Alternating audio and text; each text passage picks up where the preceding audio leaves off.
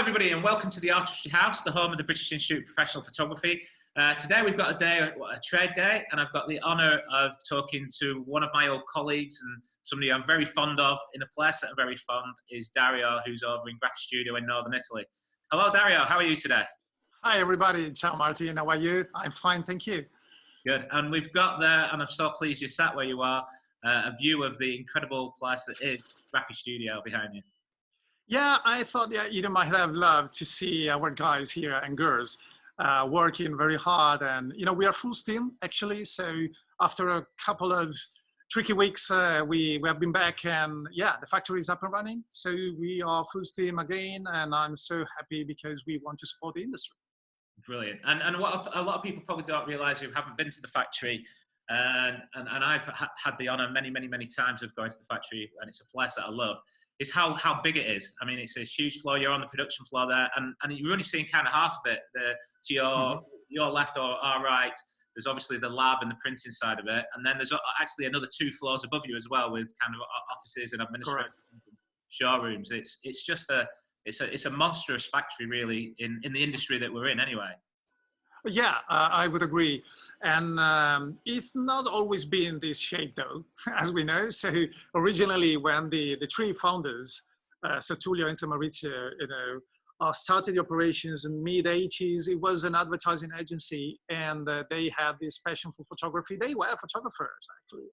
And so they used to produce catalogs and stuff for other companies. In this area, in this district, there are a lot of furnitures companies. So, at the time they were quite successful businesses. So it was great, but then they had this kind of weird idea to rejuvenate the entire wedding industry, because they thought, and I'm talking about 89, 87, they thought that the whole thing was dusty and rusty in a way, and they wanted to innovate it. But of course, this was before the digital era, let alone social medias or whatever, right? So they were visionary. And as in any startup, they were at night in their garage, trying to force printers and other sort of primitive technologies to print or to deliver things that actually didn't exist before. And God only knows how many printers they destroyed in these experiments, but they were so committed. The Polar Star was, we want to deliver something that has never been around before, because we think that especially wedding photography needs to take a huge step forward. And so they did. And that's amazing. I remember, and I've recounted this story many times to Jeremy, who's obviously the MD for the UK and who I worked for 11 years and had a great time, is that I remember seeing a Graphistudio product for the very first time. It was actually at an MPA event, and he's reminded me of this many times, especially now with the role that I've got with the British Institute. But and it was a product, and it was a biblical size. It was really big. It was kind of very heavily crafted Italian leather, and at the time I think it was offset. But it was like nothing anybody had ever seen before. The Graphistudio did pioneer the lay flat book. Nobody had ever seen it before. Direct printing onto the pages. Up until that time, and for many years, everybody were doing machine prints or photographic prints that they then put what we called an overlay or a mat over the top, and it went into a book, and 30 images. So this thing that came across, and at the time it was an incredibly expensive product. It was only certain photographers that could afford it. But I remember that day seeing it and thinking, this is really going to change the world, isn't it? Yeah, and it did. 2001, by the way, that was. So. Yeah, that's when we started operations in the UK. Yeah, sure. And I actually joined the company right after that. So it's almost 20 years now. And but yeah, the innovation at the beginning, as any innovation in any industry, has been taken like, oh, what are these guys? Oh no, this is not going to happen. Yeah. This kind of attitude where everybody are looking at you like you are just to say, the black swan or something, and they look at you like, who are they? But actually, some didn't even realize what was going on, and they are no more in business. Yeah. Some did and tried to adapt and, strike back somehow with something similar, or anyway trying to give their own contributes to this new revolution in the industry. So all in all, it's been a busy, a positive thing for everybody, in my opinion, even our competitors, because we pushed literally the entire industry into a new direction. And I'm very proud of that. Graphic has always been known as a first mover in many ways, right? So technologically, from a marketing standpoint, even as a mission, if you will. Even when we bought the castle, and you have been there many times. My favorite place on the planet. It's amazing. Yeah, mine too. Yeah. And when we bought the castle, everybody were like, "Oh, sure, they're going there to have nice weekends, counting billions and stuff like that." It wasn't the case, as you know. The castle was and is and will be the home of all the photographers. So we want to have an iconic physical place that actually spread a made in Italy flavor, but it was and still is available to anyone in the world coming to join us, join our family, and especially loving photography and trying to give his or her own small or big contribute to the cause. And you mentioned the Graphistudio family, and that's something that's almost become like made in Italy. It's almost now a tagline. I mean, once you become part of the Graphic family, I'll always be part of the Graphic family, no matter what happens. It's kind of, you just feel part of it. And I think it's important to say as well, Dario, that since the three founders kind of pushed this amazing company forward, and from nothing built an the most successful album company in the world. And people don't realize that back in that day, it was still film. People were shooting on film. They were cutting up the negatives. They were sending them via courier to the factory in Italy, in northern Italy, where you had and in fact, I know that for my factory tours, you've still got the scanners there. You can still scan negatives if you had to. So yes, they kind of grasped at the new digital revolution that was happening. People just changed to digital cameras and being able to print digitally on things like the HP Indigo and the Polyelectronicas and things like that. But they come from a background where they know about photography, they know about film, and they know about chemistry. It really has been an incredible evolution. But I'm not sure if you still use those neg scanners. I don't think you get many negs in nowadays, would you? No, you're right. Even though I have to say that there are few, I would say, few photographers very fond of the vintage technologies, and there is a sort of win back. So some clients want to have the feeling of the golden age, prints and negatives. So they intentionally want to shoot on films, and therefore with analogic cameras, and maybe it's perceived as a romantic wave. In my opinion, there is something more subtle but even more powerful. And is the power of a tangible thing, of something that you cannot replicate, you cannot share digitally, like we did or we do every day. So this leads me to the next point, which is tangible products versus digital things, and or digital galleries and or social medias and stuff. It's all good. They're all fantastic technologies. Don't get me wrong. I'm not a caveman. I'm not looking for stepping back to candlelight. But I have to say that our brain as human beings works in a different way. As a matter of fact, having too much information overstress our brain is something that people, scientists are taking considerations when they design, for instance, an airplane cockpit rather than a computer interface, because they know that our brain can only work in a certain way, and a huge overload of information is basically equal to no information at all. So we need to absorb things. Of course, we can be slower or quicker. It's a matter of training. It's a matter of familiarity with things, of course. But when you look at a book or when you look at a beautiful wall art on your wall, you can contemplate, like when you go to a museum, and you can contemplate a masterpiece, or if it's not a masterpiece, at least it's something that features your face there. So it's a document, if not a masterpiece. Shall we agree on that? At least it's a document. Yeah. And for many of us, it's a priceless document. And the tricky part with photography, I think you would agree, is that it gains value over time, like wine. So, but by the time you get it, that's nice. Oh, that's fantastic. It looks good on my living room. But in reality, the real value is going to be unleashed over time, and the more, the longer. So if we are, looking at the same thing in 20 years or in 50 years, it will get a totally different value. Yeah.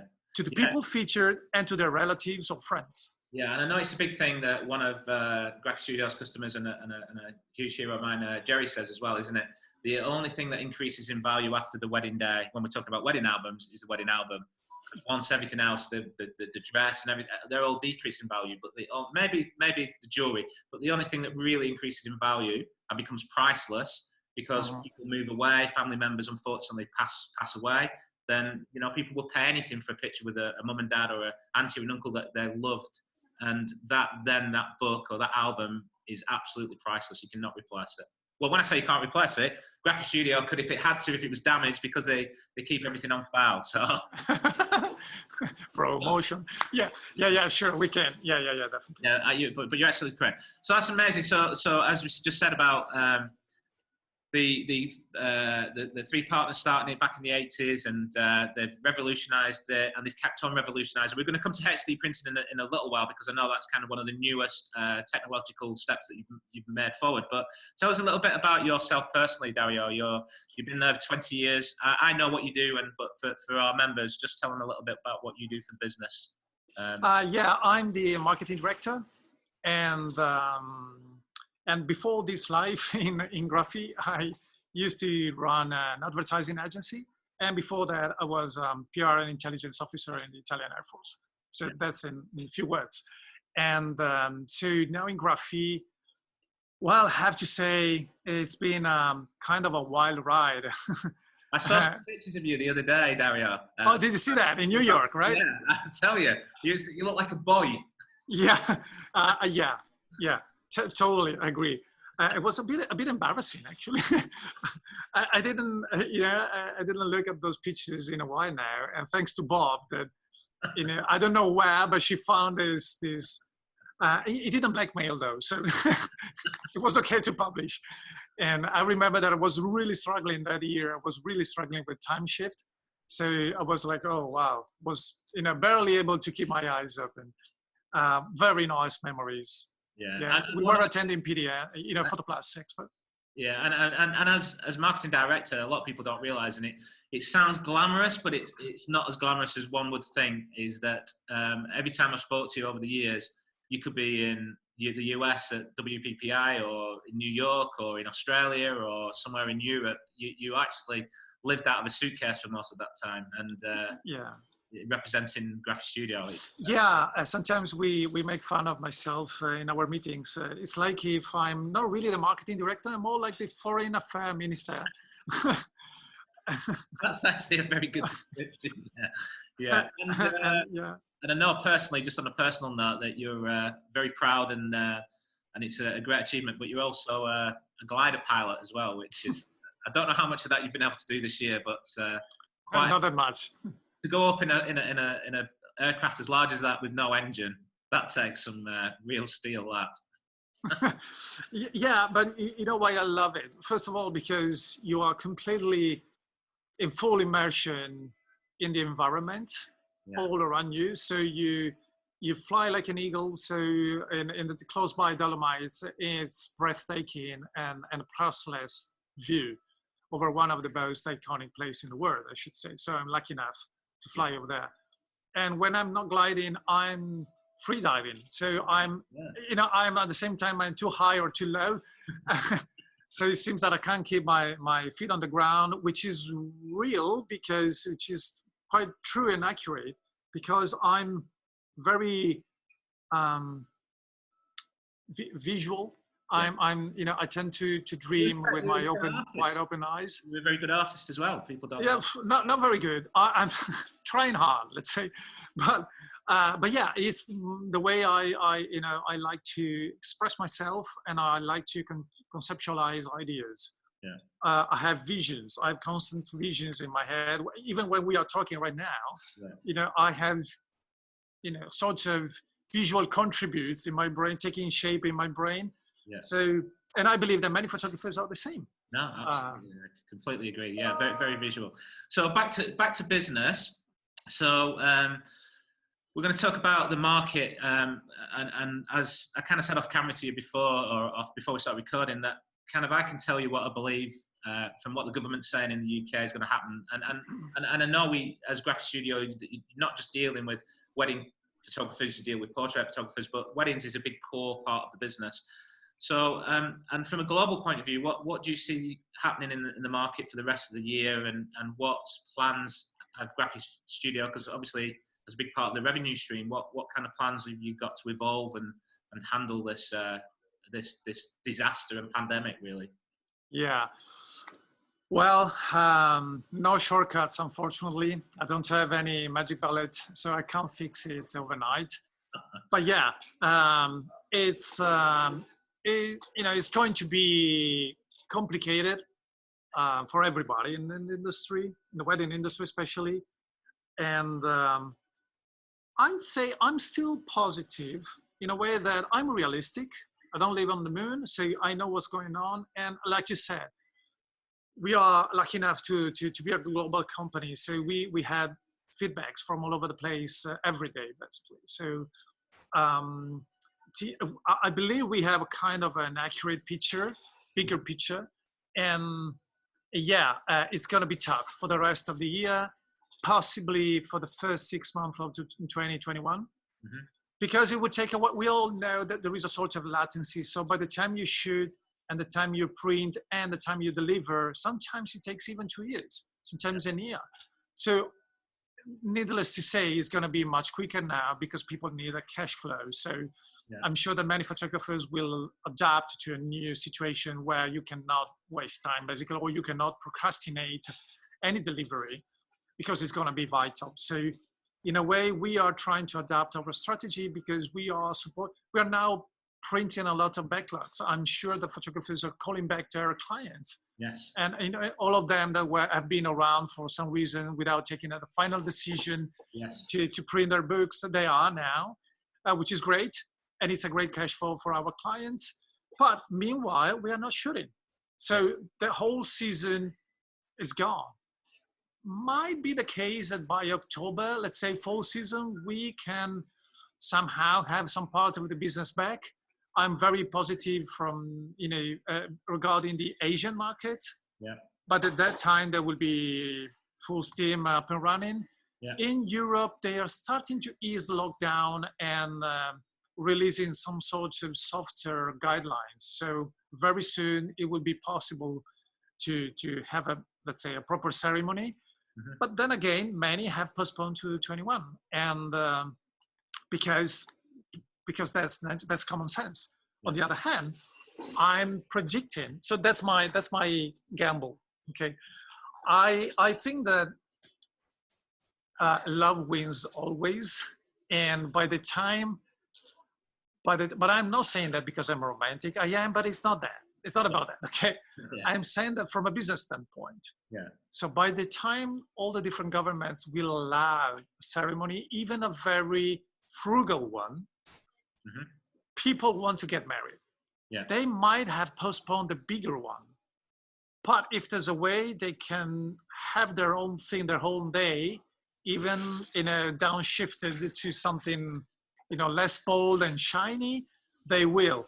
And I tell you what, that's a strange phenomenon that I'm looking at carefully. For at least 15 years, we had the photography budget in a wedding going slimmer and slimmer, and the same money, transplanted into other initiatives like flower stylists or light directors or high-end musicians, locations, food, 3-star Michelin chefs, and any sort of amusement for your guests. But now look what, there is no guest. Or if there are just few. So my gamble is, okay, so ironically, photography is now the only one that actually is still needed, because if they're gonna have their small magnitude wedding, for sure they want to have the document of that day. Yeah. They might not have 100 people. They might not need any more the 3-star Michelin guy. Yeah. They might not need, fireworks, but they surely need pictures. So my gamble is, even if this is not a good situation to be in, ironically, it could be sort of win back for photography in brides and grooms' mind, if you know what I mean, as a matter of priority. All of a sudden, we're back on the stage with them.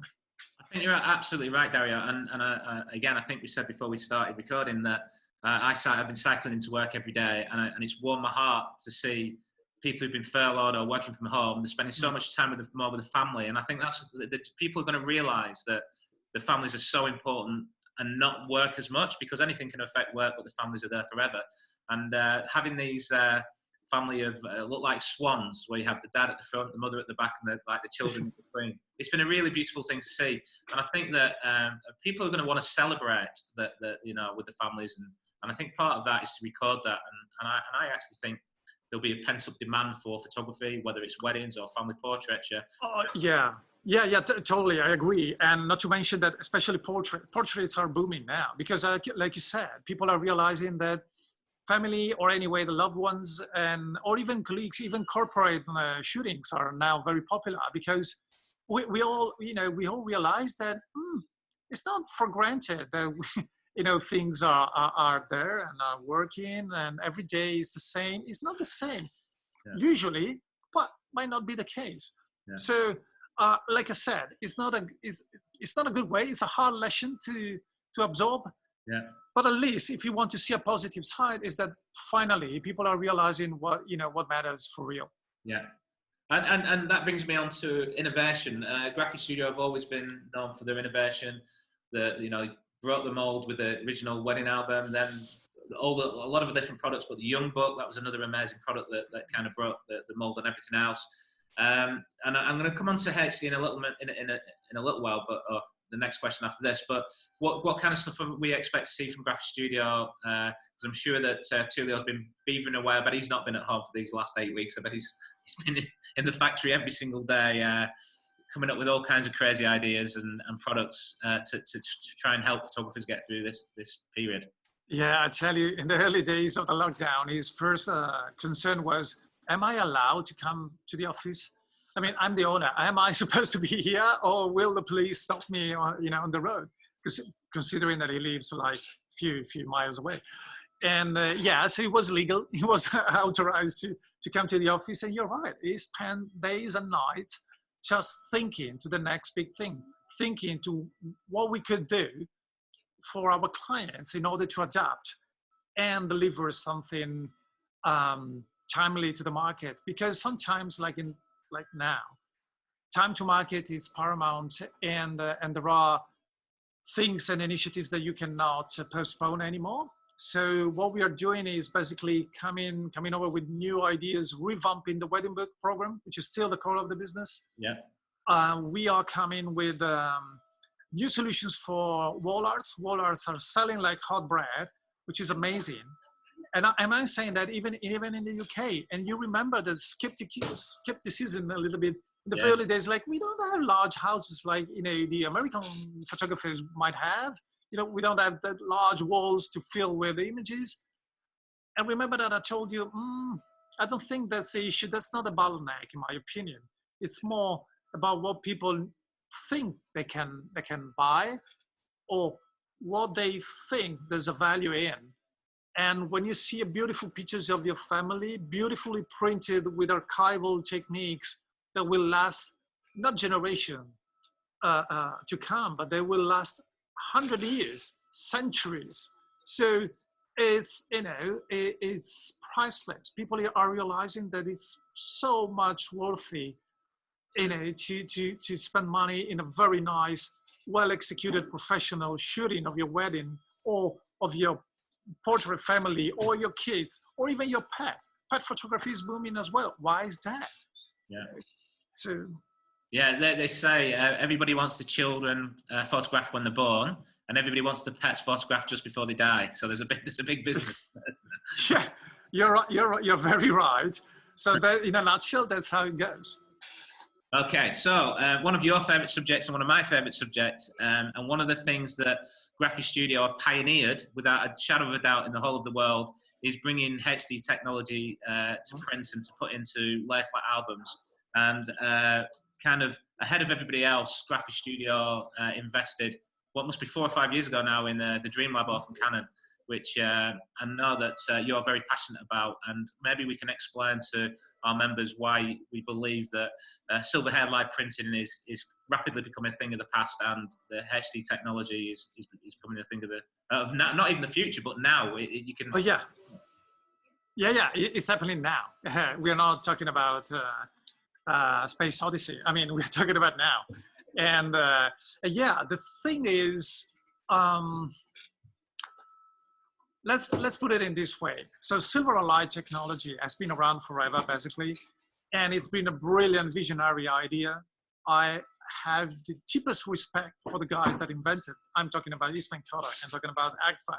Talking about Felix Scheller. So people that 130 years ago have been able to see much, farther than anyone else, and created a business where it wasn't any. But with that being said, we cannot expect in 2020 our cameras to talk to a technology that actually belongs to the past century. There's no way it's going to happen. And in fact, it's not happening. When you spend money, when you put big money on lenses because you want to have the best lenses, the sharpest lenses available, you put big money on cameras because you want to have the most powerful sensors and everything. But then you streamline everything down to several bottlenecks, and then there's still just a single drop out of a huge quantity of data. It's like investing this big and having that little. And tell me any business that can survive in this way.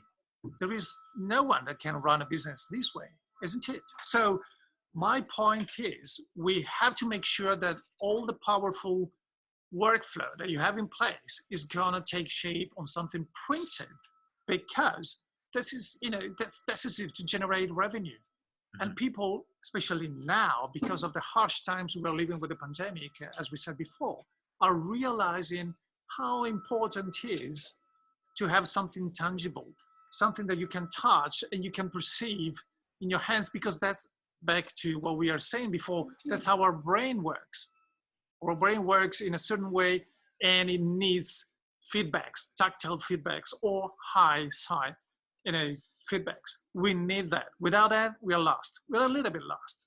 Yeah. Therefore, the HD technology is not steroid. It's not adding mayo on top of something. It's not adding steroids to your files. I want to use a funny analogy that I came up with during a webinar, a seminar last year. Let's put it in this way.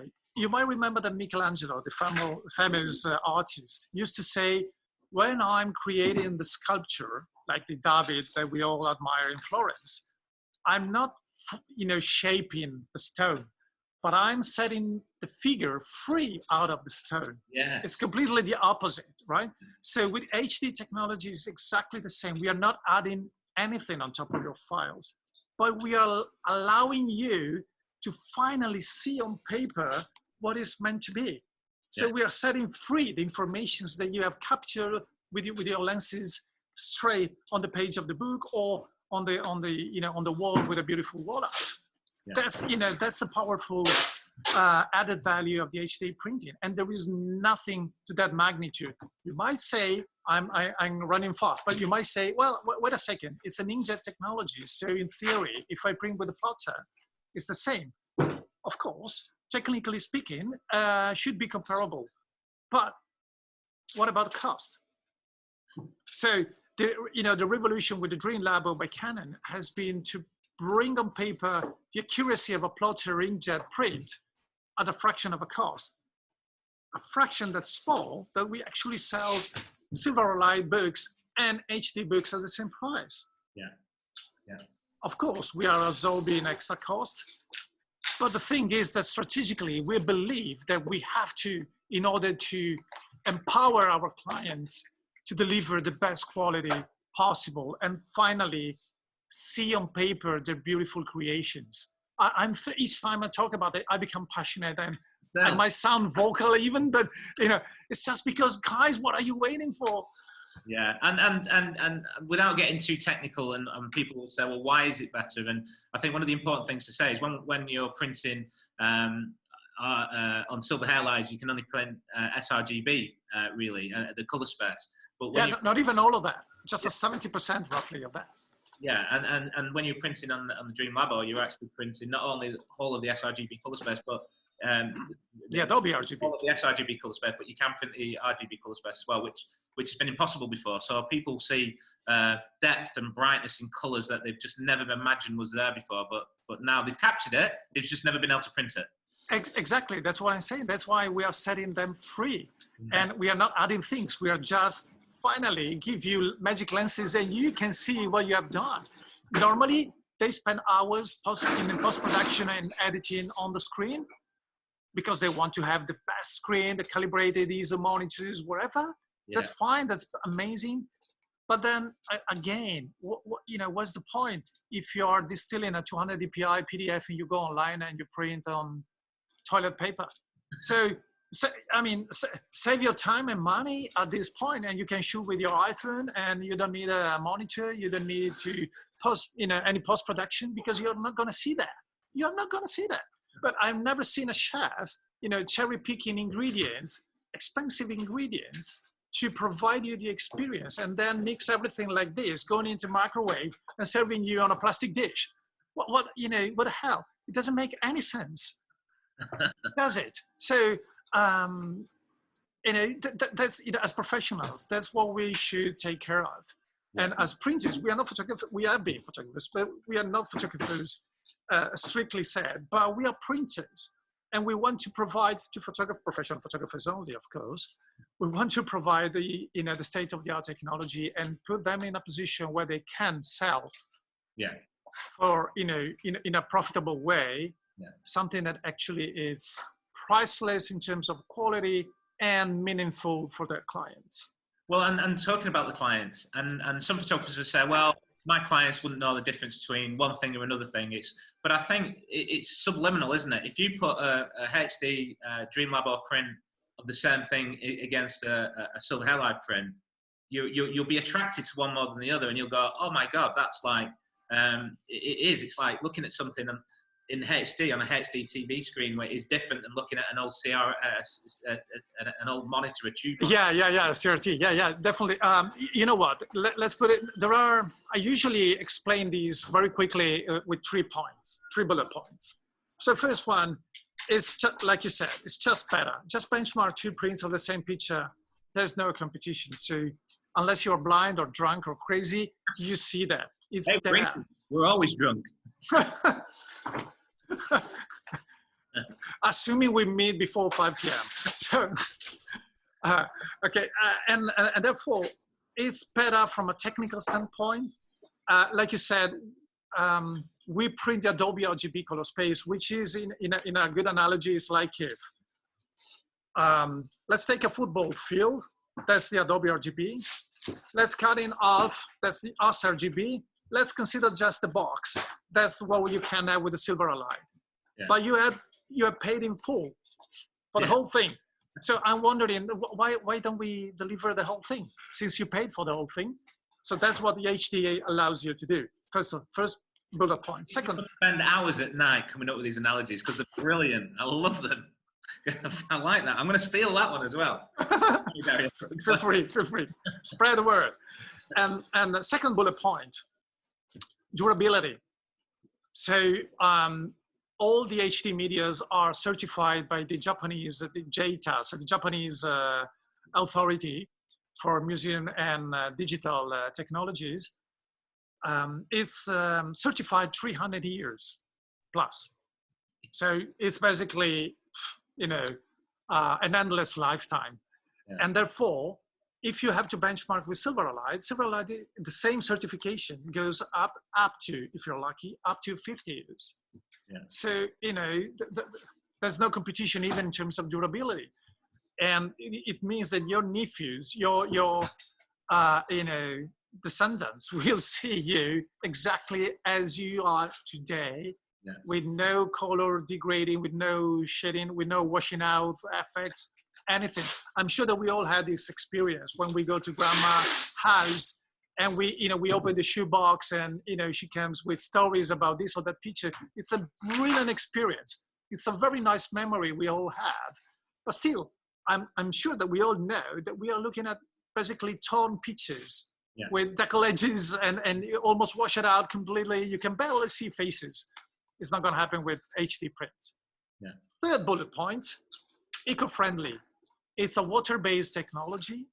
There are no acid, no exhaust chemicals at the end of the day. And I'm sure that many photographers, if not clients, are asking for that. I see that coming over every day. We have inquiries about, what can you tell me about the certifications, the carbon footprint, this kind of stuff about your products? And I say, well, if you go HD, I'm fine, because with the HD, I can guarantee there are no chemicals. There are no hazardous, substances or anything like that. And possibly no one knows, there are no animal parts as well. No animal parts. Wow. Can you imagine? So I'm saying that because basically majority is not aware. So they're saying, what a second, why are you talking about animal parts? Because guess what the gelatin on the silverolide paper substrate is made of? Boom. Everybody are shocked. When I say that, it's like, oh, wait a second, what are you talking about? Cows, basically, cows. So, and this is not the case with the HD medias as well. So 3 things: more accurate, more durable, and eco-friendly.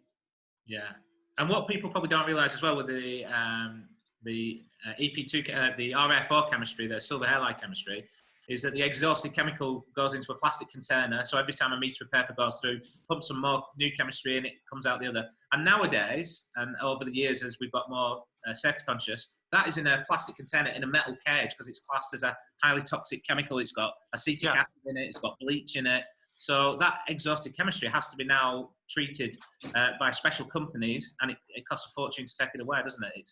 That's correct. That's correct. Yeah, it does. Yeah, you're correct, 100%. Okay, Dario, we're kind of running out of time. That was fantastic. So I guess we'll just finish on a last kind of what advice would you give to our photographers going through this difficult period? I know it's a 2-minute kind of answer, but I know you could.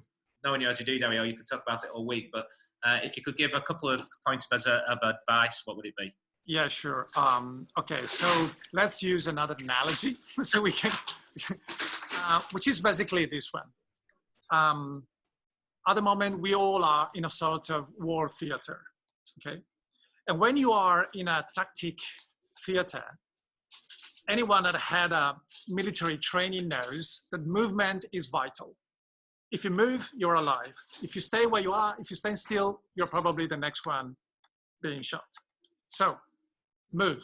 Therefore, translated in our industry, adapt, try to find new approach to the market, call back your clients, try to get in touch with them, not necessarily to sell or upsell, but just to absorb information and try to intercept their ideas, their needs at the moment. Adapt your strategy. If you're a wedding photography 100%, maybe you should adapt and transition part of all your business towards like I said, portraits or pet photography or food photography or corporate photography or even headshots. Why not? A lot of businesses are changing. A lot of entrepreneurs are changing. A lot of people are asking for a professional corporate profile, so they need the professional headshots. So there are a lot of opportunities, but we must be ready to grab it, and we must react quickly. So don't stay there like a deer in front of the car lights, like, oh my God, oh, it's coming.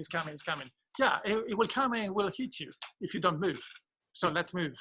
All together, let's move. Share knowledge, share information. That's why we are running even this interview. We need to stay in touch. We need to talk and see what we can do all together as an industry. That's brilliant advice, Dario. Dario, thank you very much for your time. My regards to everybody at the factory. I missed them all, and I can't wait, hopefully, next meet in 2021 to come and visit and say hello to them. Oh, please, we miss you. Thank you, Dario. You're welcome. Ciao. Yeah, have a nice day. Bye. Ciao.